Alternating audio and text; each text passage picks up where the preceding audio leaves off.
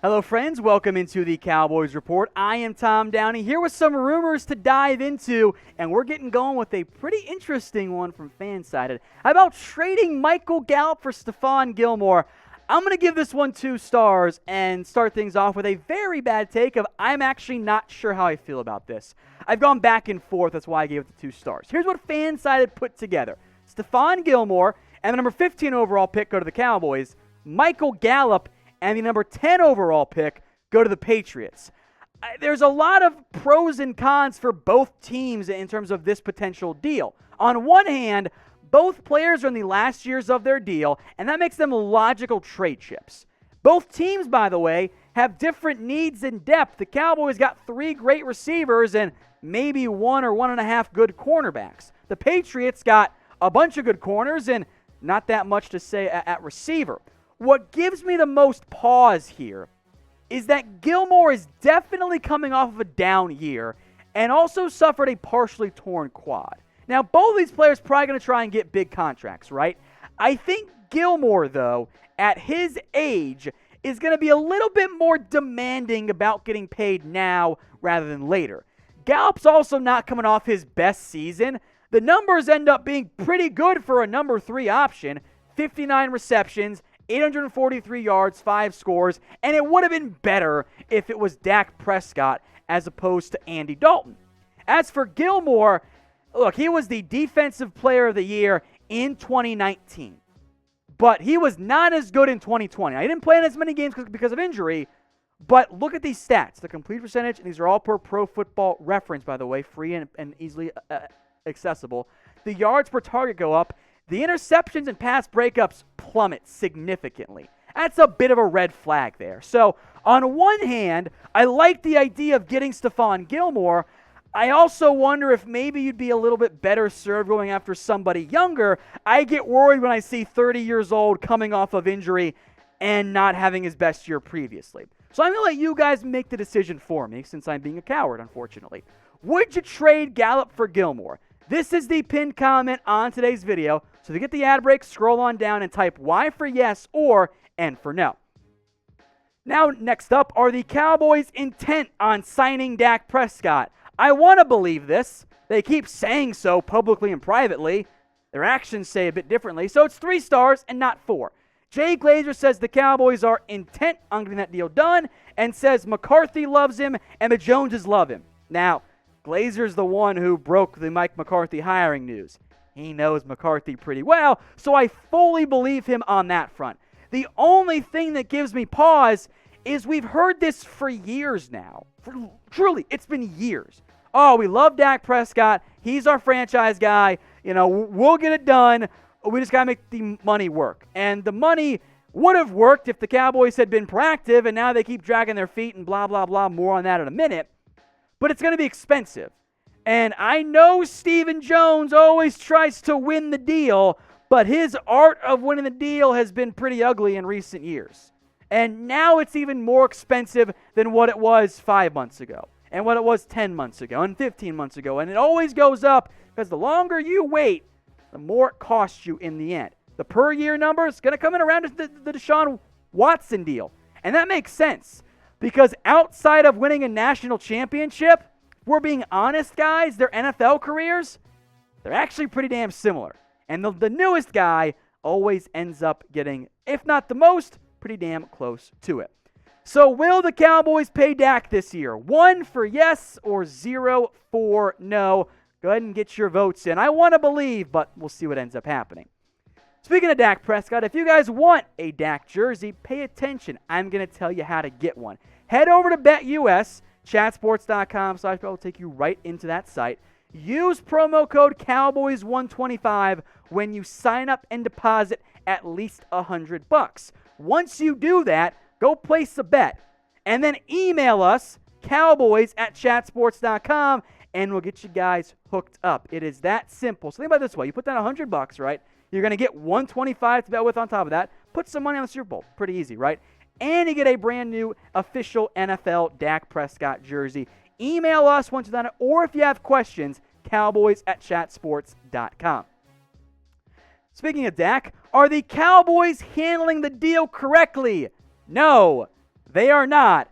And I appreciate Blogging the Boys trying to play devil's advocate here, but the answer is no. And one of their points of hey, this is why they're planning it right, is that there's no harm in waiting, which is undeniably wrong. The longer you wait on a deal, the more expensive it becomes. Yes, you're kicking the can down the road in terms of the back end of that deal, and it kind of bounces out a little bit. But, guys, waiting costs you money. In the past 4 years, the new contract signed of the top 3 quarterbacks or so, great note from Bob Sturm from The Athletic, has gone up by $14 million per year over 4 years. Waiting costs you more. Now, if you want to try to wait for a guy to prove it, okay. He's proved it now. You messed up by not paying him in the 2019 offseason. That was a critical mistake. It has cost you money. The numbers only go up more. The Cowboys unequivocally have botched the Dak deal. If you believe in Dak Prescott, you don't know why he hasn't been paid. If you don't believe in Dak Prescott on the other end of the spectrum, you're wondering, wait, why'd the Cowboys give him the exclusive and the expensive franchise tag? That cost them money as well. There's no way around it. The Cowboys have not handled the Dak Prescott deal right at all. It has been a complete disaster from their perspective. They caved on the defensive end, Lawrence. They caved on the receiver, Amari Cooper. And they caved on Zeke Elliott. All because those 3 guys had to go do other stuff. Lawrence threatened surgery, right? Zeke goes to Cabo. Cooper almost signs with Washington. Dak hasn't done those things, and as a result, the Cowboys haven't caved yet. At some point, they're going to, and it's going to be expensive, or they'll lose their franchise quarterback for really nothing in exchange. Let's talk quarterbacks again now. How about a first-rounder and a receiver for Matthew Stafford? How about hell no? Back-to-back fake news is on today's show. Shout out Yahoo Sports for this trade idea. Matthew Stafford to the Cowboys, the number 10 overall pick, and either Michael Gallup or Amari Cooper to Detroit to sweeten the pot as you let Dak Prescott walk away for nothing. All right, producer Sam, reset it. It's been 0 days since our last nonsense. Thank you, Yahoo Sports, for that dumbass idea. Why on earth am I getting worse at quarterback, going from Dak Prescott to Matthew Stafford, and I'm giving away assets? I let Dak Prescott walk as the idea was suggested, and I give up my first-round pick and one of my best receivers? Also, on what planet are Amari Cooper and Michael Gallup the same? What? Why am I giving up assets and getting worse at quarterback? Am I trying to lose games? This is a terrible idea, utter shame, and I'm going to regret this. But I'm going to give you guys a chance to top it.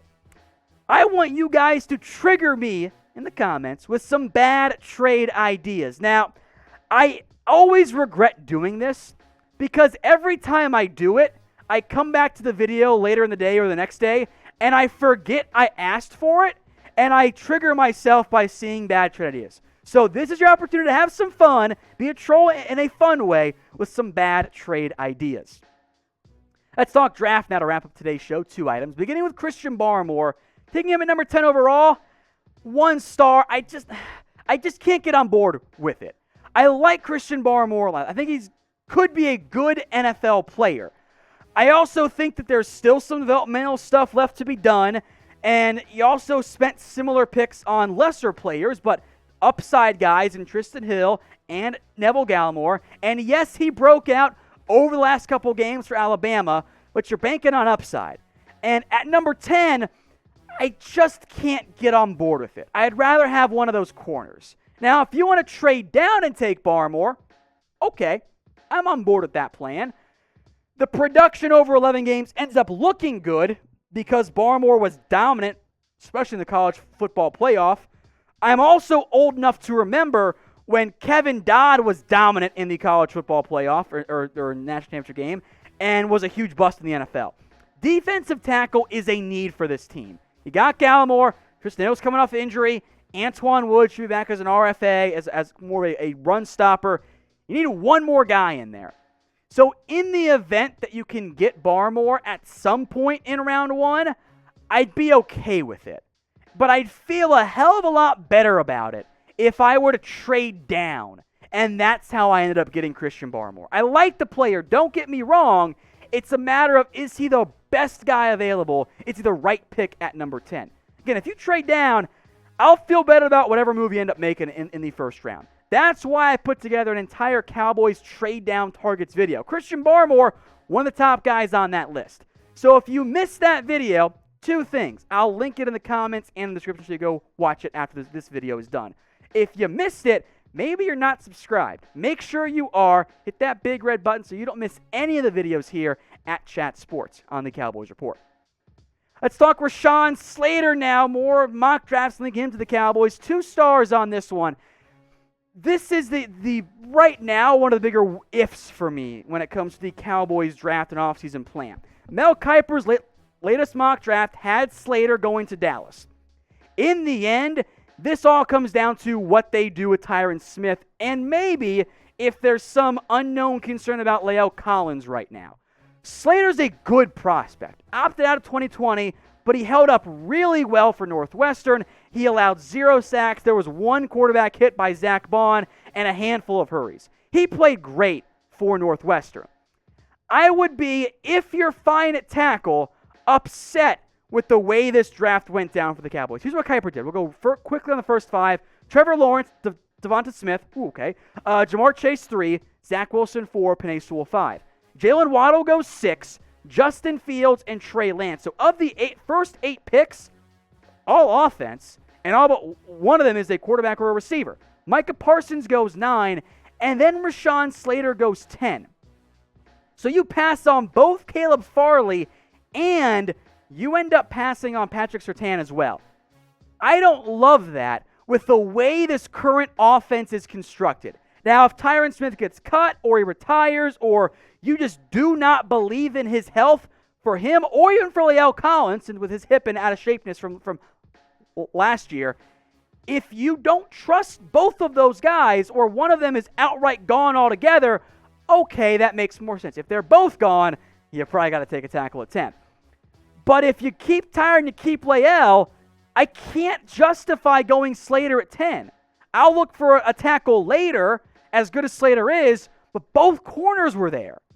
And if you keep throwing picks on the offense and you wonder why the defense is bad, I don't know what to tell you. At some point, you got to invest more in the defense. So let me know who your dream draft pick is at number 10 overall. I will make note, if Penei Sewell's there at 10, I'm in. At that point, the value's too good, kind of like CeeDee Lamb at number 17 last year. If Sewell's there at 10, I'm all aboard. Let me know what you guys think your dream draft pick at number 10 overall.